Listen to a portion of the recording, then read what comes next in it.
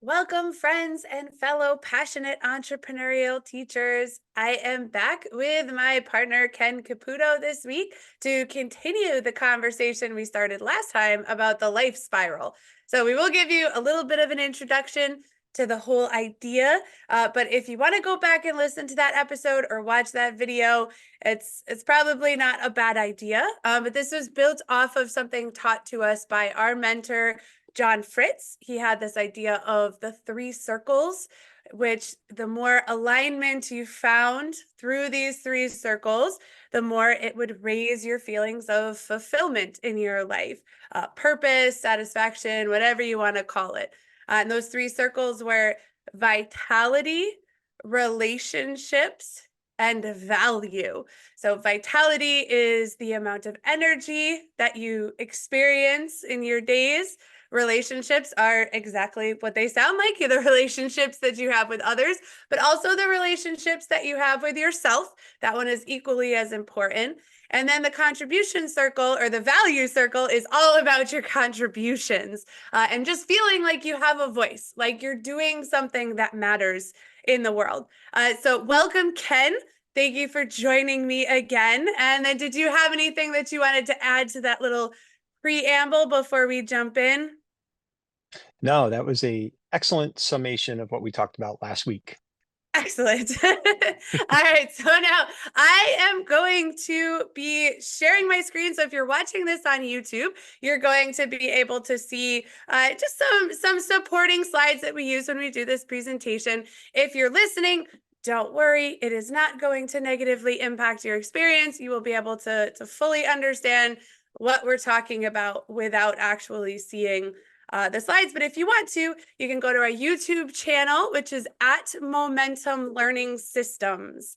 And yeah, so we'll dive right in. So we talked last time about the perspective that really makes this whole model work in a healthy way, and that's going into it with a bit of curiosity and an open mind of recognizing that if we understand where we're starting from, where we are on the map, then we can start to draw a path towards where we want to go. If you're not willing to acknowledge where you are, I'm stuck in Connecticut, then you're never going to be able to figure out how to make it to Disney World. You have to have the starting point to know how to get where you're going. So we talked about giving yourself grace as you kind of look at yourself and through this lens, and then the perspective of plus, neutral, and minus. Which, Ken, do you want to give us the recap just on the framing of, because we're going to use that as we start to dive deeper into the three circles. So we want to make sure that we have the right perspective as we look at the details of our life through the lenses of these three circles. Yes, the main thing that this model helps with is it keeps you from ending up in this hustle culture, massive change, energy drain type of mindset. So the idea is we talk a lot about attention audits, where you're just recognizing the things that draw your energy and attention and just assigning for each of the circles where it's appropriate. Is this something that is a plus? Does it add energy to the way that you are feeling throughout the day, week, year, whatever it may be, whatever time frame you're using? Does it have really no impact? Is it neutral? Or is it a minus? Is it something that causes depletion? Now, it's not a negative. That's the big thing with this. A minus can be, I think, probably the metaphor we used last week was if you have a baby, you're going to get less sleep. That's a minus, but it's not a bad thing. It's just the price that you're paying at that point in your life. You could love the work that you're doing, but it also could be you have a big deadline. So it's leaving you a little bit drained. So it's just getting tuned in to how things are impacting us that we're experienced day to day in our lives. So, as we jump in deeper to each of these circles, we're going to start with vitality. And again, as you're thinking about what vitality means to you, you want to think not just physically, but also mentally. How much mental energy do you want to have to get through your day to complete the tasks that and work that you're looking to contribute to the world, and also spiritually. So that's a piece of vitality as well. So what you could start to think about after you've defined vitality for yourself is, what is your relationship to the things that impact your levels of vitality? So as you look at your daily rhythm, how do the things you do impact your energy, how you feel, how you get through the day? And there's kind of six key starting categories that you could think about, but they're definitely not exclusive. Sleep has a huge impact on your vitality, the level of stress that you experience throughout the day. Your nutrition, the fuel that you put into your body, is going to have an impact. The work that you do, your activity level, and then also the people that you're around. So these circles are not mutually exclusive. Your work, your contribution is going to impact your vitality. The people you're around, your relationships are going to impact your vitality, and vice versa. So looking at these six main categories that are not exclusive, Ken, what would you like to share as insights through as people are exploring how their vitality is impacted through their habits? So first thing is recognize that vitality, we use that word, it's something that transcends environment, age, circumstances. You can all think of people that we've known who are young, who seem to have very little vitality about them. They're just kind of drained all the time, and they appear depleted. And then you'll meet someone who's 85 and just full of this vital energy and alertness. So this is something that you can intentionally cultivate, even if you don't feel like it's something that you're strong in now. And it's this overall overlapping of all of these different elements that give you this sense of life, of being alive. And from these six, I think the one that is getting a lot of attention right now, and rightfully so, is sleep.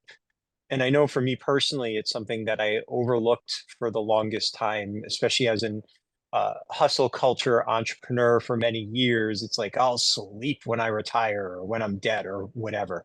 And it was something that I would happily sacrifice for one of the other categories. And what they're finding is the best way to cultivate vitality is to give yourself that space for recovery and having good sleep hygiene and getting quality sleep in, proportionate to your needs, so that you're meeting that regularly.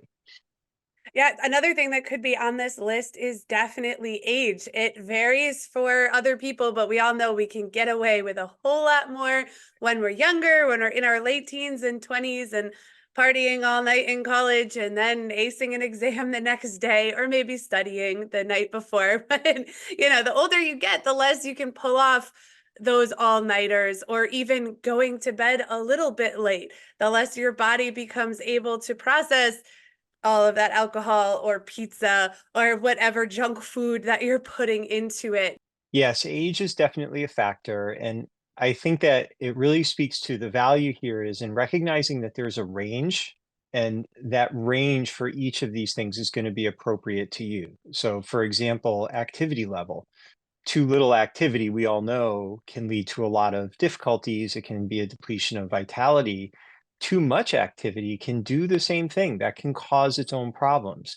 So the idea is to find the range. You have to test this and explore it. And this is why the plus minus neutral can be helpful, because you may think that running 100 miles a week more is better, but then you start to recognize that that's showing up as a minus in other areas like soreness, or disrupting sleep, or taking away from other things that are important to you, whatever it may be. So looking at this and understanding that age is a good example of a fluid dynamic. Your As you get older, your needs, like Steph was saying, whether it's recovery or the way that you treat yourself or intensity, you need to adjust that so that you can feel good about the way you're cultivating your vitality circle as your needs change over time. Yeah, and it's to go along with all of that. It is going to be different for each individual. It'll change throughout the seasons of your life. But to extend that into the people one, You have a range, there's a spectrum of introversion to extroversion, and it's good to know what your social battery life is. So if you're a more introverted person, maybe having deep conversation with a trusted person for 30 to 60 minutes a day is revitalizing for you. That's going to bring in energy. But if it extends any farther beyond that, then it starts to become a drain.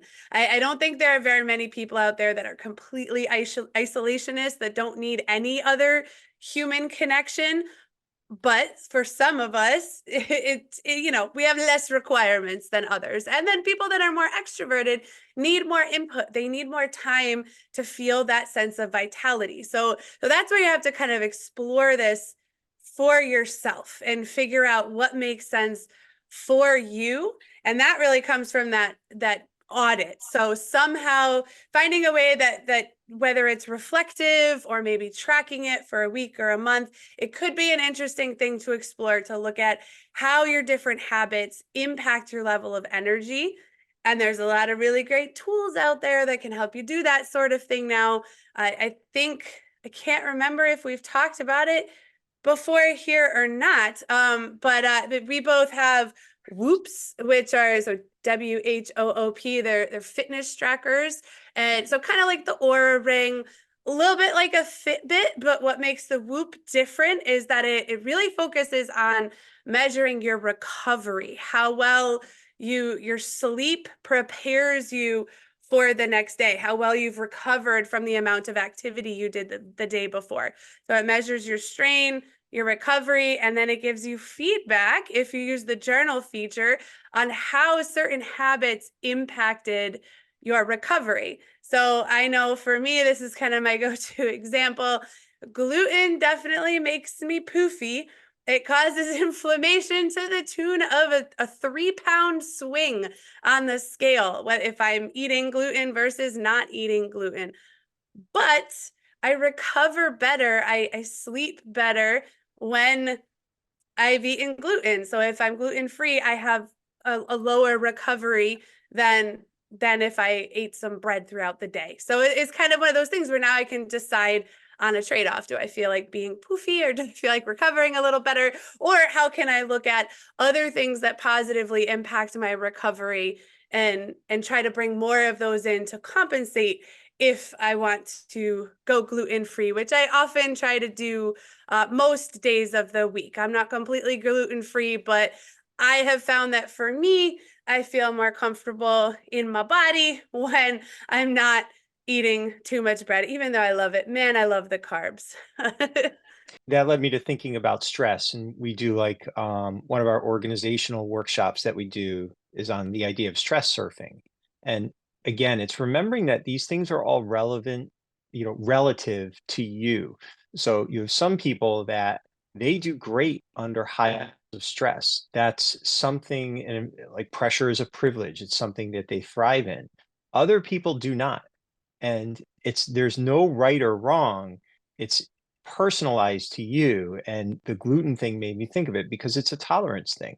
So, so someone saying gluten is bad, that may be true in certain circumstances, especially if you have something like celiac disease where there's some significant risks. For other people, it's not that bad. They have a different tolerance level for it. So part of this process is, you have to find out what's true for you, and there's a lot of information that's available right now. Unfortunately, it doesn't all take into consideration the full context of your unique circumstances, physiology, genetics, and lifestyle. So this is a puzzle that you're building and putting together over time. And unfortunately, the pieces keep changing. Yeah, it's kind of like, eggs were good and then they were bad. And now I'm pretty sure they're good again. I think we can eat eggs and feel okay about it. So it's just Yeah, they're this week. science this week. Yeah, science is trying to figure it out as best they can, and then it's the key is to learn how to be discerning. And then also it all, I think in the end, it really comes back to what you were saying, which is it's going to be different for each one of us. Some bodybuilders can go on a plant-based diet and be able to achieve the gains that they're looking for. Other people know that they need meat to be able to supplement the protein they need to grow their muscles for that sport. So as you're looking at your relationship and the impacts to your vitality, you want to think about it again, like we set up in from the beginning, and from a plus, neutral, and minus perspective. Because just like the baby example is the best one, that crying infant is not a negative thing. That's not the association that we want to put on our newborn. So it is going to be something that is detracting from your vitality, but it doesn't necessarily mean it's a bad thing. Whatever your work is currently, whatever job you're in, for this season, you may need to stay there. So yes, it may be a minus, it may be detracting from your levels of vitality, but that doesn't mean you can't find a way to make it work into your life. It doesn't have to be a negative thing. Basically, we don't want to put a negative stamp and say this is a bad thing, because this is all going to ebb and flow. You're never going to stay in that magic, 512 life score place of the 3/8 and the heaven on earth. If you listen to the first part of this podcast, or the one that came before, so we don't want to look at it in terms of good and bad. It's just, does this take away from my battery during the day, or does this add? So the next thing that you want to think about is how knowledgeable you feel about vitality in general. So, and the scale for this is kind of under, balanced, or over. So for some people, they just don't know, that they were never educated on nutrition. They were never educated on the value of sleep. So that's where it's in kind of that underworking place. There's knowledge that they could gain that could help them feel more vitality if they only knew. And then there's the other side, where sometimes our knowledge is overworking a little bit. So that's like the egg thing, right? If you're constantly tuned into every little detail and scientific paper that comes out and rumor that gets spread through Facebook about your health and vitality, you're going to drive yourself up a wall, because eggs are good one week and then they're bad next week and then they're good this week. And it can be so hard to keep up with. And I think this is one of the big challenges when it comes to fitness and nutrition and dietary health, is that every time you turn around, it's like fasting is good, fasting is bad, fasting is good for some people. And really, in the end, that's what it is that some things work for some people and not for everyone. So you have to judge for yourself. So that requires a level of knowledge, but you can't get too obsessive about it. I remember we were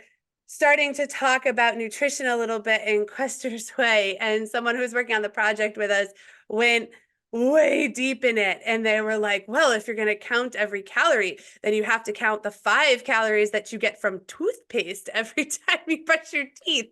And it's like, all right, that's knowledge overworking a little bit. We're not going to get that into it, because then you'll never actually live your life. You'll drain all your vitality trying to calculate your vitality.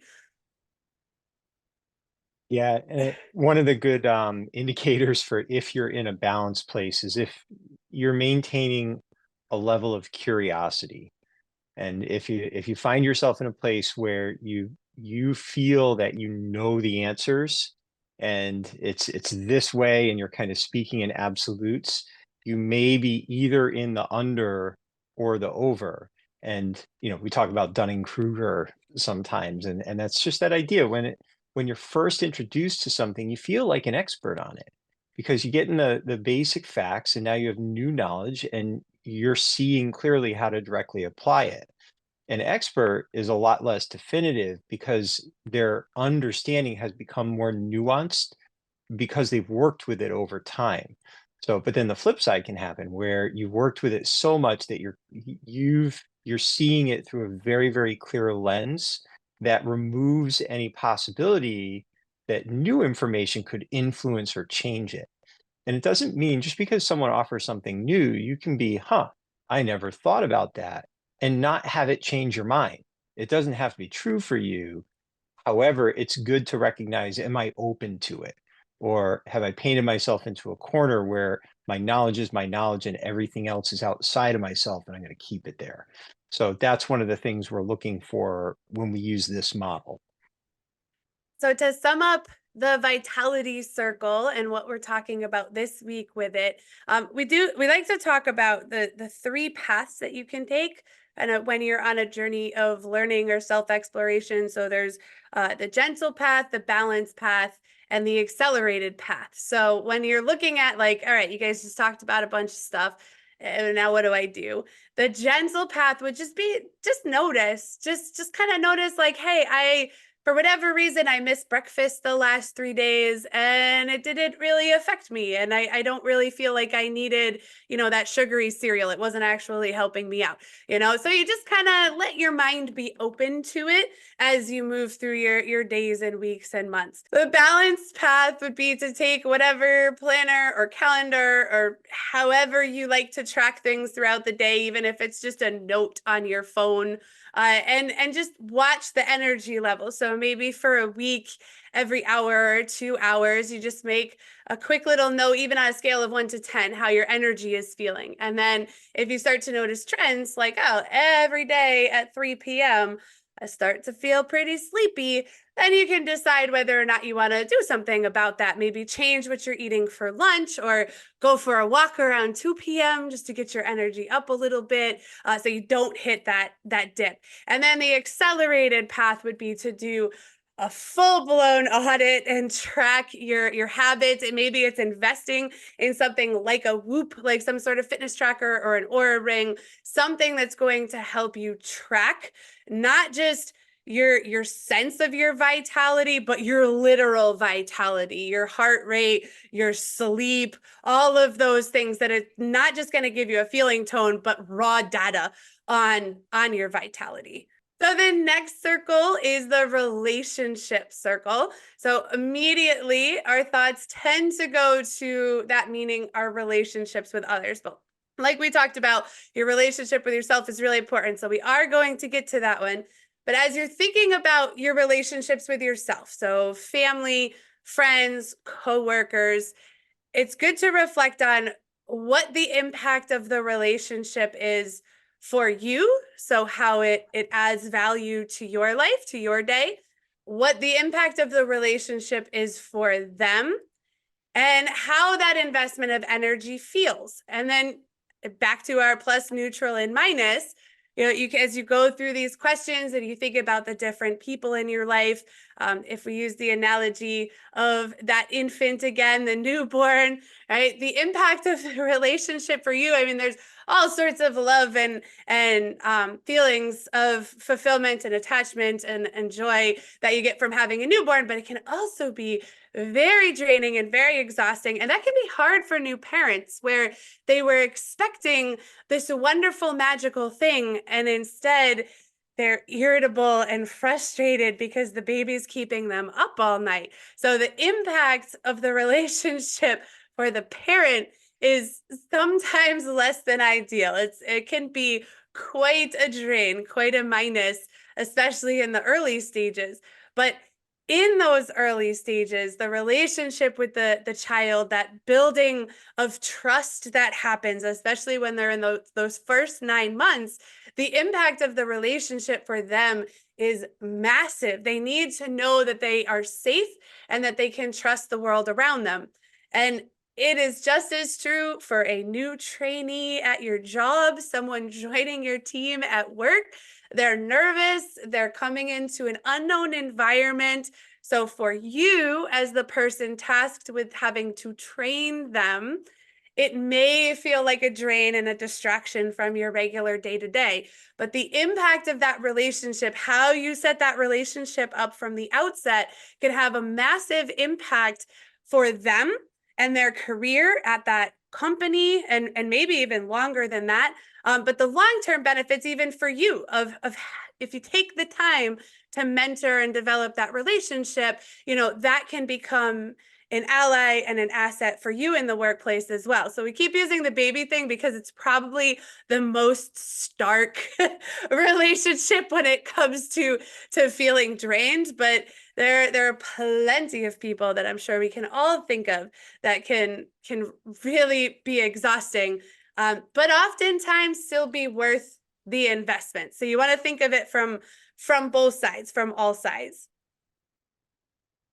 Yeah, and I think that one of the things to recognize in all of this, you'll notice that these are questions that are being asked. And the real value is in that. It's in asking the questions. I can remember years ago hearing this thing, someone had asked Albert Einstein why he kept giving a test to students year after year, and the test always had the same questions. And someone challenged him on that and said, they know. They know what the questions are going to be. Why don't you change the questions? And he said, why would I change the questions? It's the answers that change. And we need to recognize that. So the idea behind this is, rather than us sitting here saying, hey, let's give you all the answers. If you are more like we are, you'll be okay. It's no, we don't know what it means to be you, but there are questions that we all can think of and that we have in common. And then we find the answers that are relevant to us and be aware that those answers will change over time. You know, staying with the other thing I like about the baby part is babies change. They're babies and then they're not, and they're toddlers. That changes the answers to these questions. And then they're teenagers, and that changes the answers to these questions. So it's, your life is fluid, and we're dynamically engaged in the spiral of our life. And sometimes that is an upward trending, and then sometimes just by nature of the place we are in the living of our lives, we spiral down a little bit. But our focus and our attention, the way we tend it, is something we can be consistent about. And to validate the importance of asking these questions more than once. This isn't a one and done. If you're really looking to use this model and take it in, it's something that you want to reflect on periodically. So to bring it to like a job or an organization. So I've talked about on this podcast before how much I enjoy Toastmasters, and which the public speaking organization that helps people develop leadership and communication. To give it a little plug, find your local Toastmasters club. But I originally joined two clubs that were local to me. And in the beginning, they were both awesome. I was getting a lot out of it. I also had, it was filling up my value circle because I felt like I was also able to contribute. And the investment of energy and attention that I was putting into it felt good. It was during the pandemic. I had a lot to give and nowhere to put it. Like many of us experienced, we were all stuck at home. And for me, feeling like I'm contributing is really important to just my vitality, to feeling good about myself, to feeling like I'm contributing to the world around me. That's just important to me. So Toastmasters gave me this outlet. One of the clubs that I was a part of, wonderful people, busy people, trying to keep this club going because, like many things, it went through a membership dip during the pandemic as everything was trying to shift.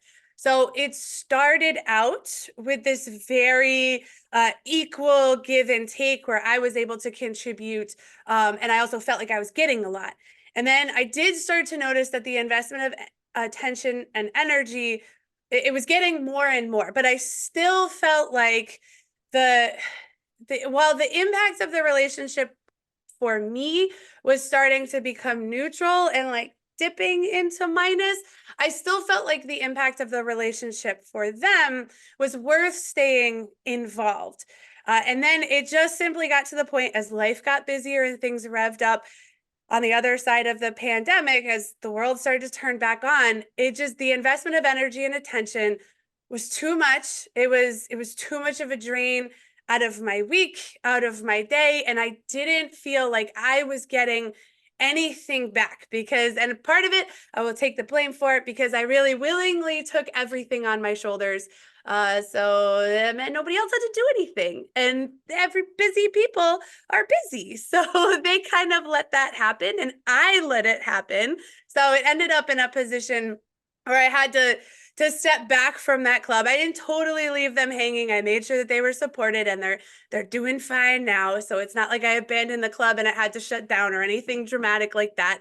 But it went through these seasons, and that's an important thing to recognize. And I can remember just laying in bed the night before a meeting where I was the one bringing all the gear to set up the hybrid meeting because we'd started doing that. I was the one that really cared about making sure the agenda was filled. And I had just put so much emotional energy into it. It was like a light bulb went off, and it was like, I gotta stop. I can't do this anymore. And the second that I had that realization, I felt like this huge weight come off my shoulders. So that can happen with individual relationships with people.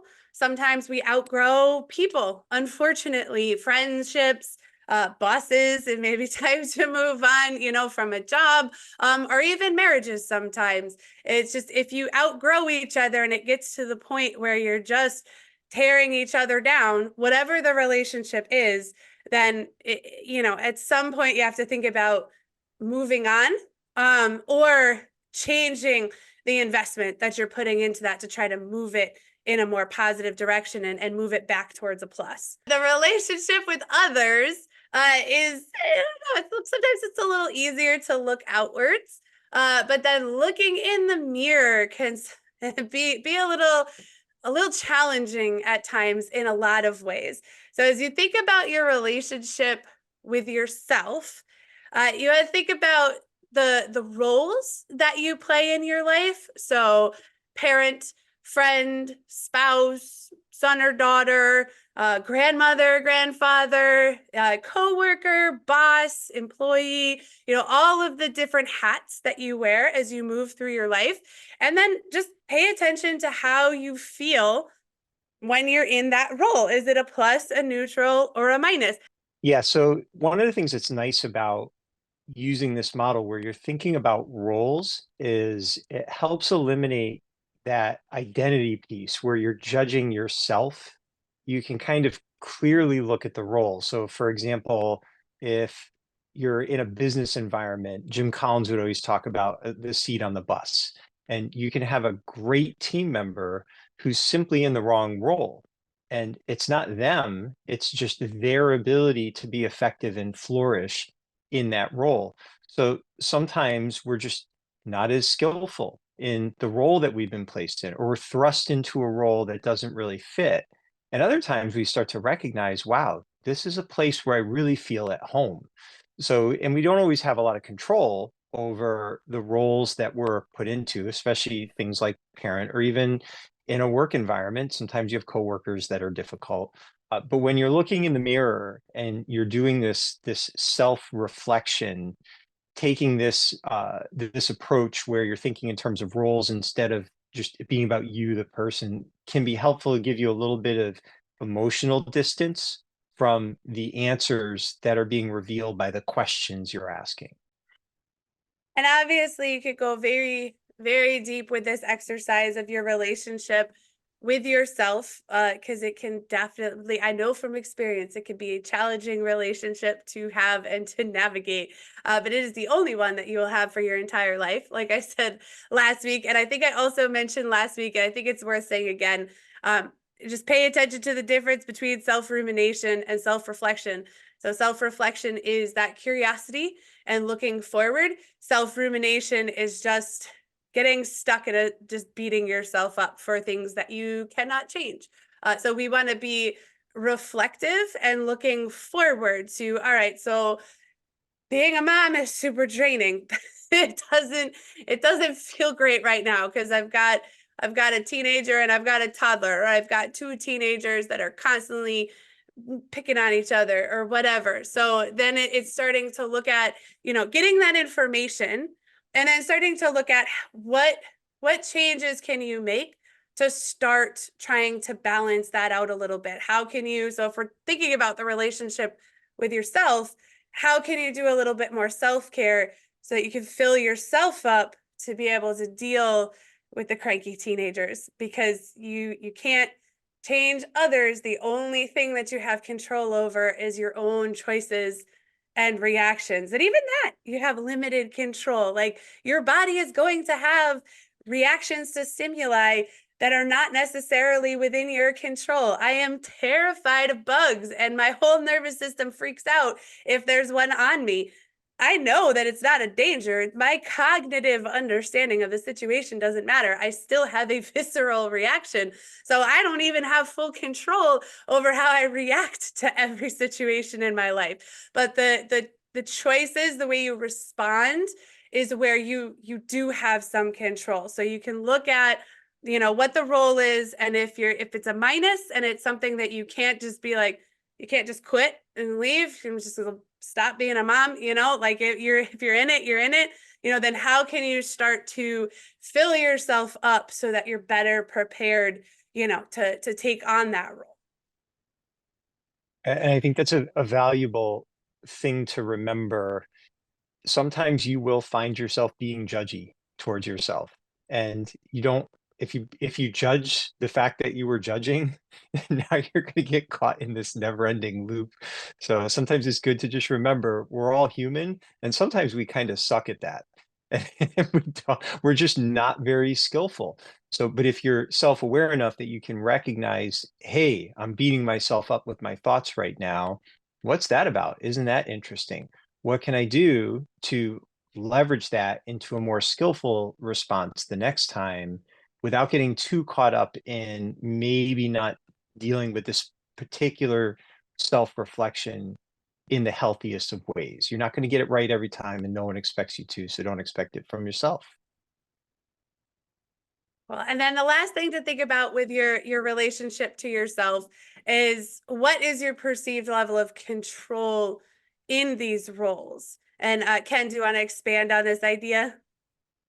Yeah, this is sort of an interesting concept, and I don't remember who said it, but someone, might have been Dennis Waitley in Psychology of Winning. I'm not really sure. But whoever it was, they were talking about the fact that the level of happiness you will experience in your life is in proportion to the level of control you feel you have. And it's good to recognize in some situations, you're perceiving that this is fixed. You don't have a lot of control. So then you might have to work on your perception, your perspective, something like that.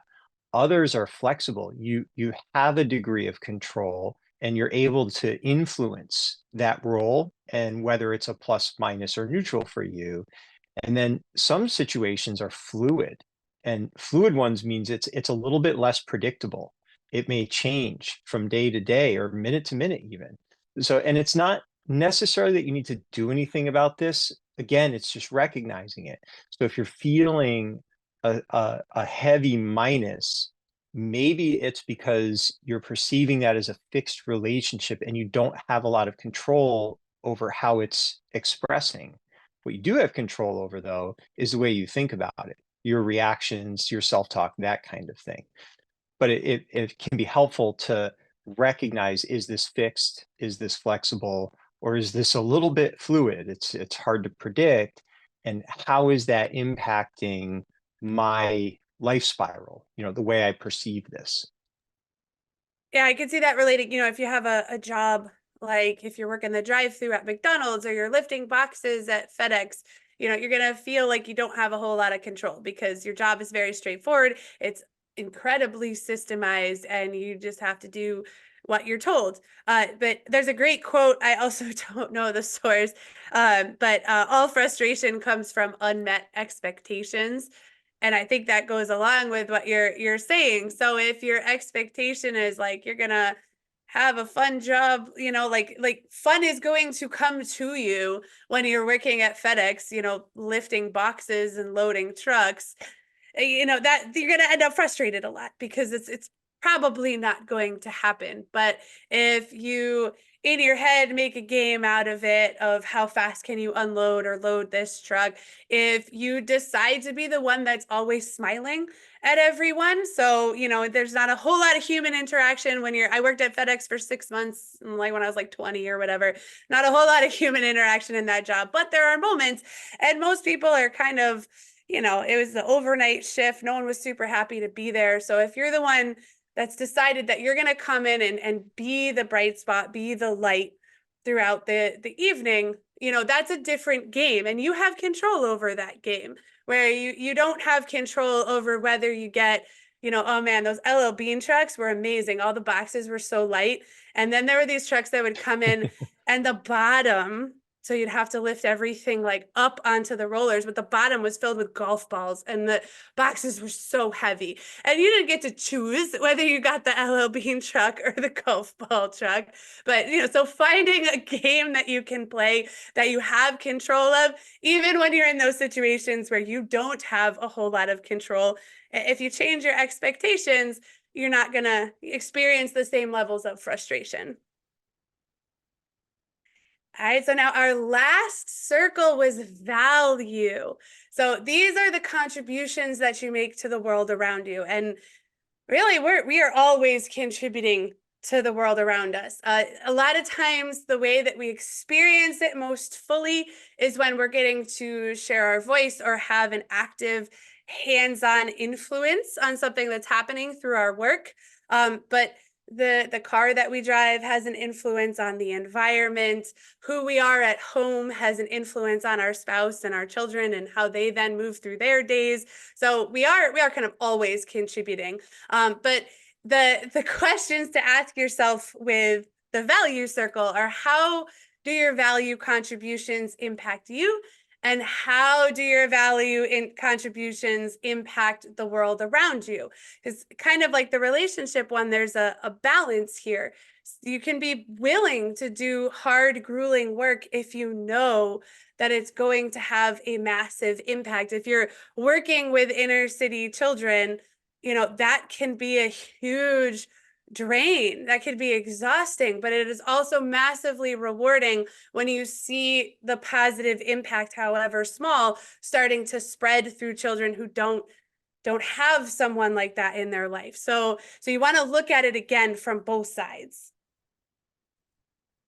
Yeah, and I've been thinking about this a lot because we work with so many entrepreneurs, and a lot of them have looked at these two questions and come up with minuses for both, and they've completely changed. So they went from pharmacy to now they're doing some kind of a coaching program or something like that. Or, I was just talking with someone who was a lawyer, eventually thinking that they were going to become a judge, like go all the way up.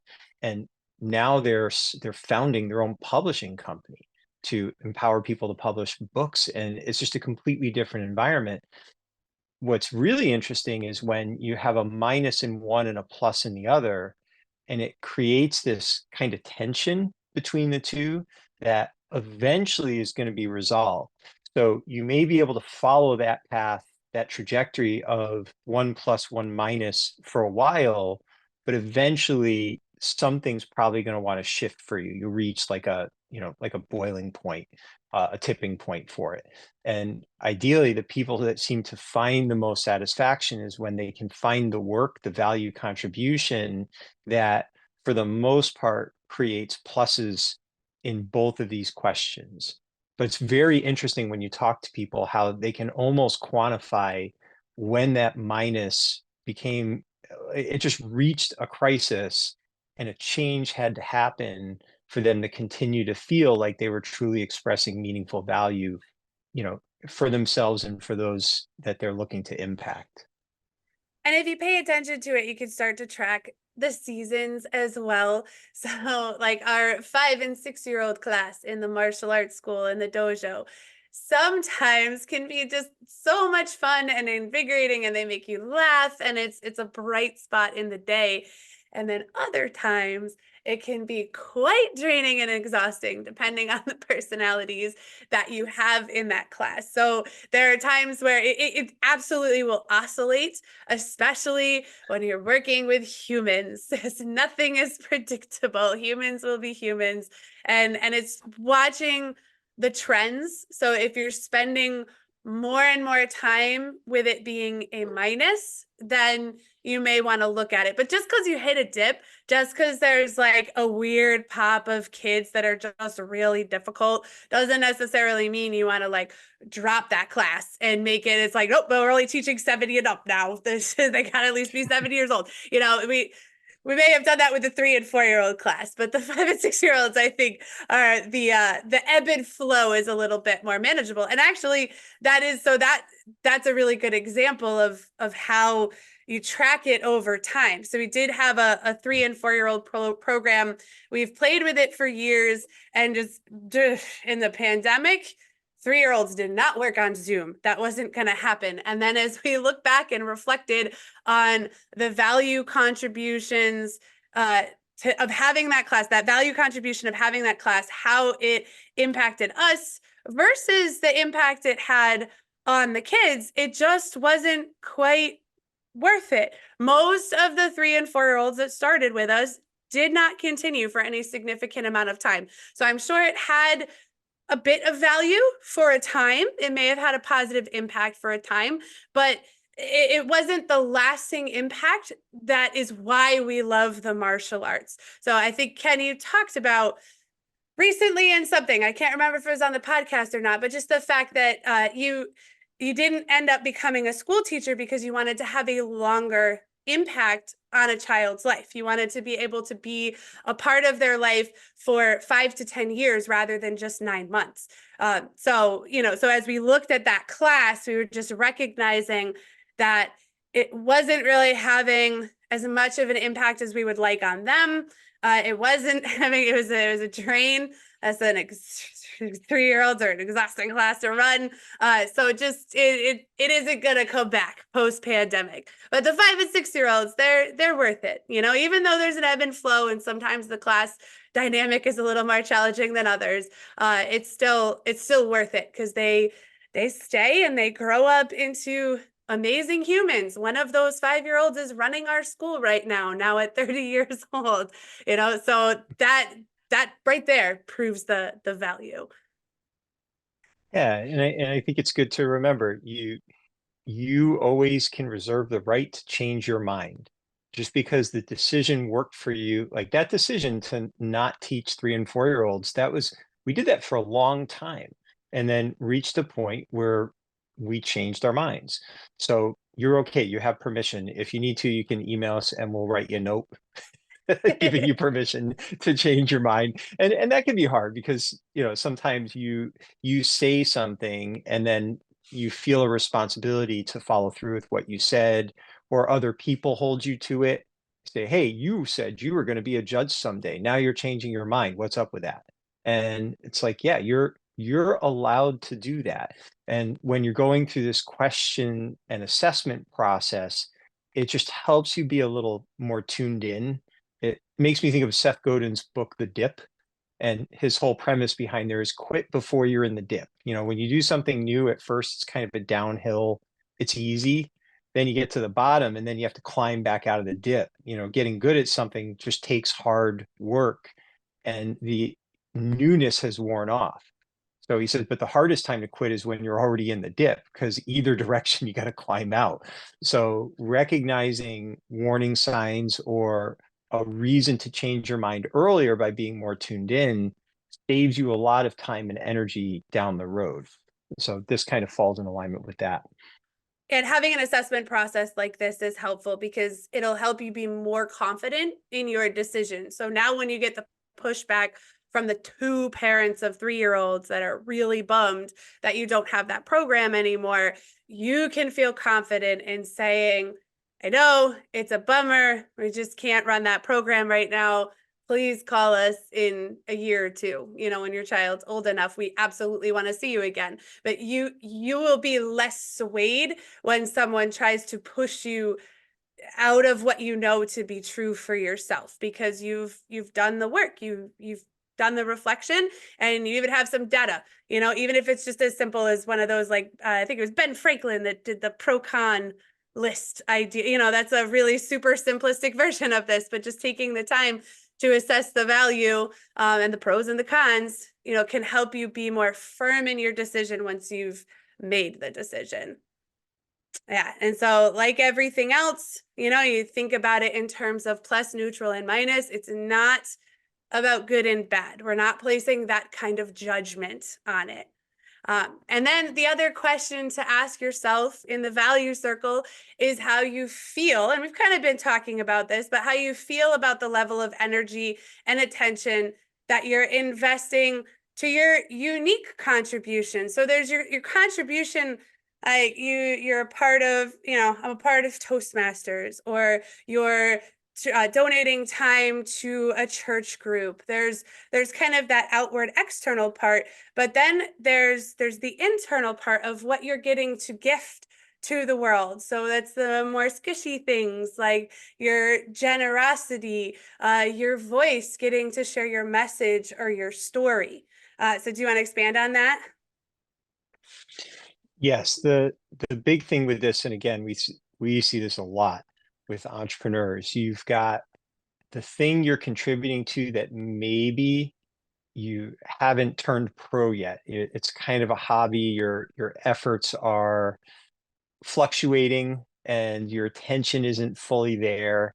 And so you're just kind of it's underworking, it's underperforming, that type of value contribution. And you can see this can happen to parents, where you're so busy in other areas that your value contribution to your children, you're just not feeding enough attention. Your attention is being pulled by other responsibilities. And it's not even a bad thing. Again, it's just recognizing it. And then the over part, is this thing now consuming you? Is it becoming something that was so energizing that it's actually become draining, and you just got caught up? Like, we talk a lot about a flywheel, which is this kind of self-sustaining model. A flywheel has to spin within a certain rate. If it's too slow, you have to work to keep it going. But if it's too fast, it can spin out of control. And, so again, it's always finding this range, this balance, and how you feel energetically about the attention you're feeding to these different value contributions you're making will give you a good indication about the overall fulfilling nature of your work as it relates to the human you are and the people that you're influencing and how you feel about it.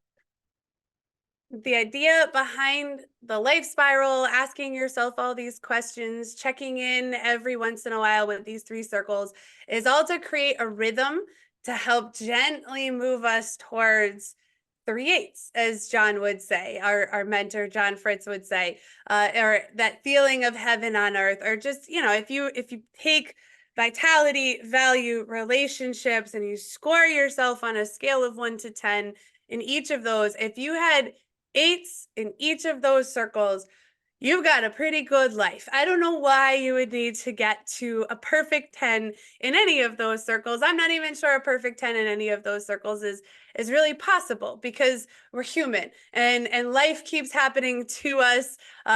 We keep changing, we keep aging.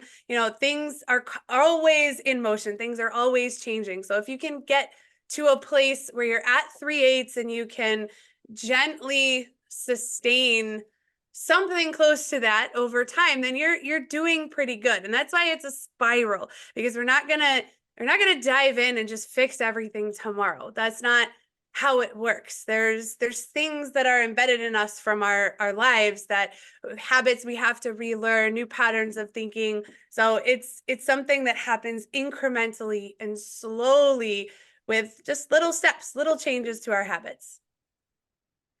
Yeah, and I think it's good to remember, so 3/8 is 512. So noticing, just like you're on a scenic drive and you hit an overlook and you're like, wow, this is beautiful. That's your life. At times it's just being in a place where you can frame the fact that, oh, look at this. I'm hanging out in 512 right now. Isn't that cool? And spirals move in both directions. So at times, just because of the dynamic nature of living, you drop out of 512.